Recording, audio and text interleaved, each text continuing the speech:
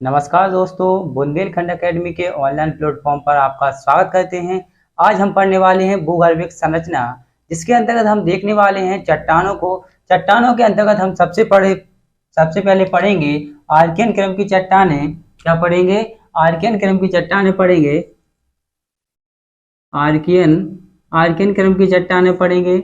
Archaean क्रम की चट्टानों के बाद हम धारवाड़ की चट्टानें, धारवाड़ क्रम की चट्टानें, फिर कडप्पा क्रम की चट्टानें,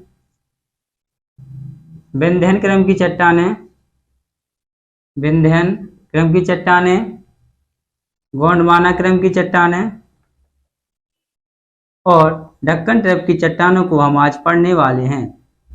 दक्कन ट्रैप की चट्टानों को आज हम पढ़ने वाले हैं। सबसे पहले हम पढ़ेंगे आर्कियन क्रम की चट्टानों को, इसके बाद धारवाड़ क्रम की चट्टानों को, इसके बाद देखेंगे कडप्पा, विंध्यन, गोंडवाना और दक्कन ट्रैप की चट्टानों को। सबसे पहले हम चट्टानों को पढ़ने से पहले चट्टानों को ही याद कर लेते हैं, क्योंकि ज्यादातर चट्टानों का क्रम ही पूछ लिया जाता है कि चट्टानों का क्रम बताइए, क्रम से इन चट्टानों को लगाइए। तो इन चट्टानों को क्रम से सीखने के लिए हम इसके लिए एक ट्रैक बनाते हैं। क्या ट्रैक बना लेते हैं? पहले से एक ट्रैक बना के लाए हैं।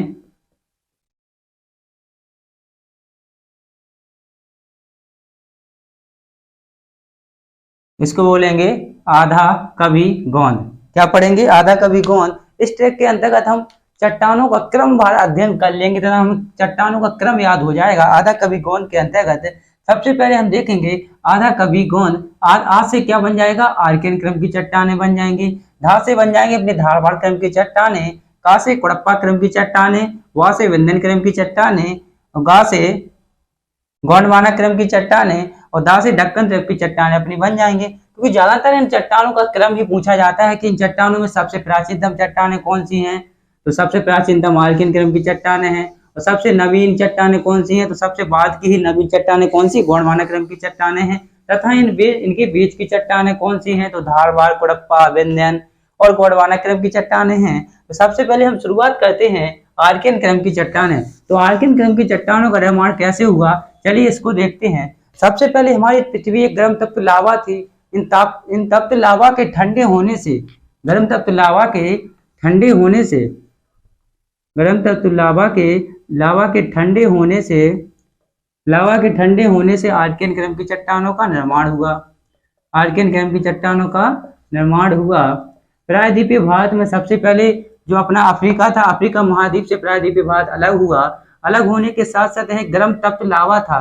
धीरे धीरे जब यह ठंडा हुआ तो यह एक चट्टाने में परिवर्तित हो गया, जिसे आग्नेय चट्टाने या अग्नि से निर्मित चट्टानों को आग्नेय चट्टाने कहते हैं। इसे ही हम क्या बोलते हैं? आर्कियन क्रम की चट्टाने, आर्कियन क्रम की चट्टाने बोलते हैं। अब जब आर्कियन क्रम की चट्टाने बोलते हैं तो पूछा जाए कि सबसे प्राचीनतम चट्टानें कौन सी हैं या मूलभूत चट्टानें कौन सी हैं। तो सबसे प्राचीनतम चट्टानें और सबसे मूलभूत चट्टानें कौन सी हैं? सबसे प्राचीनतम मूलभूत चट्टानें अपनी आर्कियन क्रम की चट्टानें ही हैं। तो गर्म तप्त लावा के ठंडे होने से आर्कियन चट्टानों का निर्माण हुआ। यह प्राचीनतम या मूलभूत चट्टानें हैं। प्राचीनतम मूलभूत होने के कारण ये क्या है? लावा था। लावा जब ठंडा हुआ तो इसमें क्या जीवाश्म मिल सकते हैं? तो स्वाभाविक सी बात है कि जब लावा होगा, जब ठंडा होगा तो इसमें जीवाश्म मिलना नामुमकिन है। तो इसमें जीवाश्म हमें नहीं मिलते हैं।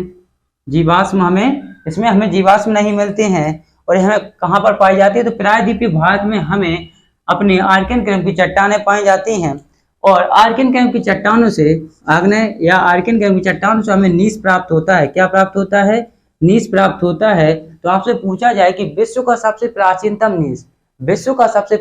नीस कौन सा है? तो विश्व का सबसे प्राचीनतम नीस आपका कहाँ का है? बुंदेलखंड का नीस। कहाँ का है? बुंदेलखंड का नीस, जो किससे निर्मित हुआ है? जो कि आर्कियन क्रम की चट्टानों से निर्मित हुआ है। तो आर्कियन क्रम की चट्टानों के बारे में हमें इतना ही पढ़ना है कि आर्कियन क्रम की चट्टानों का निर्माण लावा के ठंडे होने से आर्कियन क्रम की चट्टानों का निर्माण हुआ। और प्राचीनतम मूलभूत चट्टानें कौन सी हैं? तो आर्कियन क्रम की चट्टानें हैं। इनमें हमें जीवाश्म नहीं मिलते हैं, क्योंकि लावा था, लावा ठंडा हुआ तो हमें इनमें जीवाश्म नहीं मिलते हैं। और आर्कियन क्रम की चट्टानों से हमें नीस की प्राप्ति होती है। तो विश्व का सबसे प्राचीनतम नीस कौन सा है? तो बुंदेलखंड का नीस सबसे प्राचीनतम नीस है। इसके बाद हम कौन सी चट्टान पढ़ेंगे? तो हमने अभी ट्रिक देखी थी आधा कभी कौन, तो इसके अंदर कौन सा देखेंगे? धारवाड़ क्रम की चट्टानों को हम देखने वाले हैं। कौन सी देखेंगे? धारवाड़ क्रम की चट्टानों को, धारवाड़ क्रम की चट्टानों को देखेंगे। तो आर्कियन क्रम की चट्टानों के, तो आर्कियन क्रम की चट्टानों के अपरदन एवं निक्षेपण से निर्मित चट्टानों को, आर्कियन क्रम की चट्टानों के अपरदन एवं निक्षेपण से निर्मित चट्टानों को ही हम धारवाड़ क्रम की चट्टानें बोलते हैं। क्या बोलते हैं? धारवाड़। अब ये चट्टानें किससे बनी हैं? आर्कियन क्रम की जो वायु, पवन, मतलब हवा, हवा एवं जल के द्वारा जब इन चट्टानों का निक्षेपण हुआ, टूट फूट हुआ, विखंडन हुआ, तो उससे धारवाड़ क्रम की चट्टानों का निर्माण हुआ। जब इनका धारवाड़ आर्कियन क्रम की चट्टानों से इनका निर्माण हुआ तो ये कैसी चट्टानें हो गई? परतदार चट्टानें। कैसी हो गई? परतदार चट्टानें। और परतदार चट्टानें लेकिन किससे बनी है? आर्कियन क्रम के अवसाद, मतलब टूटे फूटे पत्थर। तो ये कैसी चट्टान हो गई? अवसादी चट्टानें। अवसादी चट्टानें। तो धारवाड़ क्रम की चट्टानें आर्कियन क्रम के अपरदन एवं निक्षेपण के फलस्वरूप बनी हैं, जो परतदार चट्टानें हैं, अवसादी चट्टानें हैं। और इनमें हमें जीवाश्म नहीं मिलते हैं। क्या नहीं मिलते हैं? जीवाश्म नहीं मिलते हैं। अब आप लगाएंगे दिमाग की सर, आपने बोला कि आर्कियन क्रम की चट्टानों में जीवाश्म नहीं मिलते, तो इसका हमने समझा कि यहाँ पर क्या था? लावा था, तो लावा के कारण यहाँ पर जीवाश्म नहीं मिले। लेकिन यहाँ जीवाश्म क्यों नहीं मिले? तो यहाँ जीवाश्म इसलिए नहीं मिले क्योंकि यहाँ पर जीवन संभव नहीं हुआ था। क्या? जीवन संभव नहीं हुआ था, इस कारण यहाँ पर जीवाश्म नहीं मिलते हैं। जीवाश्म नहीं मिलते हैं। अब धारवाड़ क्रम की चट्टानें कहाँ पाई जाती हैं? तो इस देखो, सबसे पहले इसका नामकरण देखते हैं कि इसका नाम धारवाड़ ही क्यों पड़ा। कुछ और नाम, लल्लू पप्पू कुछ और नाम हो जाता, लेकिन धारवाड़ ही क्यों रखा गया? तो यहाँ पर क्या है अपना? कर्नाटक। क्या है? कर्नाटक। कर्नाटक के धारवाड़ में, कर्नाटक के धारवाड़ जिला में सबसे पहले ही इन चट्टानों की खोज की गई थी, इसी कारण इसका नाम धारवाड़ पड़ा। क्यों नाम धारवाड़ पड़ा? तो कर्नाटक के धारवाड़ जिले के कारण, धारवाड़ जिले के कारण इसका नाम धारवाड़ पड़ा। और यह यहाँ कर्नाटक के साथ साथ, कर्नाटक के धारवाड़ जिला में, साथ में बेल्लारी जिला में, कर्नाटक के कहाँ पाई जाती है? बेल्लारी जिला में पाई जाती है। और इसके साथ साथ है हमें कहाँ पर मिलती है? अरावली पर्वत श्रृंखला पर भी हमें मिलती है। कहाँ पर मिलती है? अरावली पर्वत श्रृंखला पर भी हमें धारवाड़ क्रम की चट्टानें प्राप्त होती हैं। अब धारवाड़ क्रम की चट्टानें हमें मध्य प्रदेश में कहाँ मिलेंगी? तो मध्य प्रदेश में हमें यहाँ जबलपुर में, मध्य प्रदेश की जबलपुर की जो सौंसर सीढ़ी है, कौन सी? जबलपुर की, मध्य प्रदेश के जबलपुर की जो सौंसर सीढ़ी है, सौंसर सीढ़ी है, सौंसर सीढ़ी में ही हमें धारवाड़ क्रम की चट्टानें प्राप्त होती हैं। तो हमने क्या देखा कि आर्कियन क्रम की चट्टानों के अपरदन निक्षेपण से बनी निर्मित चट्टानें धारवाड़ हैं। इनकी परतदार चट्टानें हैं, आर्कियन के अवसाद से बनी, इसलिए अवसादी चट्टानें कहते हैं। इनमें जीवाश्म नहीं मिलती है क्योंकि जीवन संभव नहीं था। नामकरण क्यों पड़ा? तो कर्नाटक के धारवाड़ जिला में मिला, इसलिए से धारवाड़ का। यह कर्नाटक के बेल्लारी जिला में भी मिलती है, और साथ में ही हमें अरावली पर्वत श्रृंखला पर मिलती है। जबलपुर की सौंसर सीढ़ी है जो हमें धारवाड़ क्रम की चट्टानों से ही निर्मित है। इसमें हमें क्या मिलता है? धारवाड़ क्रम की चट्टानों में खनिज की प्राप्ति। किसकी? खनिज की प्राप्ति क्या होती है? तो इसमें हमें तांबा, लोहा तथा सोना की प्राप्ति होती है। तांबा, लोहा और सोना की प्राप्ति किन चट्टानों में होती है? तो धारवाड़ क्रम की चट्टानों में होती है। फटाफट एक बार रिवीजन की लीजिए कि गर्म तप्त लावा के ठंडे होने से आर्कियन चट्टानों का निर्माण हुआ। फिर यह कैसी प्राचीनतम एवं मूलभूत चट्टानें थी? प्राचीनतम एवं मूलभूत चट्टानें थी। इनमें जीवाश्म नहीं पाए गए क्योंकि यह लावा के ठंडे होने से बनी। इनमें हमें क्या आर्कियन क्रम की चट्टानों से नीस की प्राप्ति हुई। तो विश्व का सबसे प्राचीनतम नीस कहाँ प्राप्त होता है? बुंदेलखंड में प्राप्त होता है। इसके बाद हम देखते हैं धारवाड़ क्रम की चट्टानों को। तो आर्कियन के अपरदन एवं निक्षेपण से बनी चट्टानों को धारवाड़ की क्रम की चट्टानें कहते हैं। इनका नाम धारवाड़ क्यों पड़ा? तो कर्नाटक के धारवाड़ जिले में सबसे पहले इनकी खोज की गई थी, इसी कारण इनका नाम धारवाड़ पड़ा। क्या पड़ा? धारवाड़ पड़ा। और यह किससे बनी थी? आर्कियन क्रम की चट्टान से बनी थी, इसलिए परतदार चट्टानें हैं, अवसादी चट्टानें हैं, इनमें जीवाश्म की प्राप्ति हमें नहीं होती है। और यह कहाँ कहाँ मिलती है? हमें अरावली में, कर्नाटक के धारवाड़ जिले में, बेल्लारी जिले में। जबलपुर की जो सौंसर सीढ़ी है वह धारवाड़ जिले का ही उदाहरण है, धारवाड़ चट्टानों का ही उदाहरण है। इसमें हमें खनिज क्या प्राप्ति होती है? तो तांबा, लोहा और सोना की प्राप्ति हमें धारवाड़ क्रम की चट्टानों से प्राप्त होती है। इसके बाद हम कौन सी चट्टानों को पढ़ेंगे? तो इसके बाद पढ़ेंगे हम कडप्पा क्रम की चट्टानों को। कौन सी? कडप्पा क्रम की चट्टानों को देखते हैं।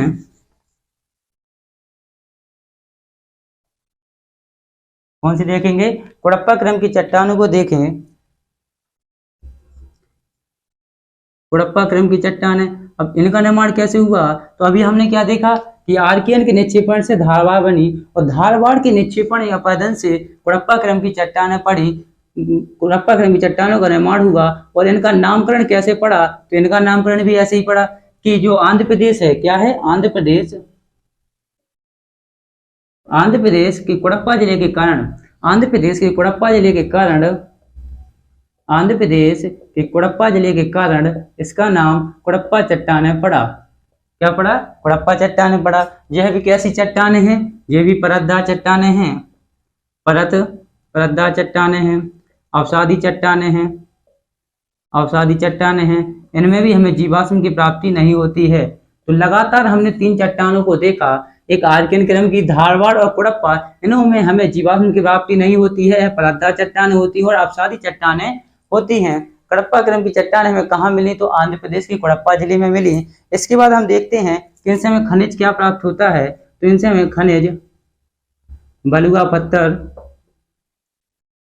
पत्थर, चूना तथा संगमरमर की प्राप्ति होती है। किसकी होती है, संगमरमर की प्राप्ति होती है।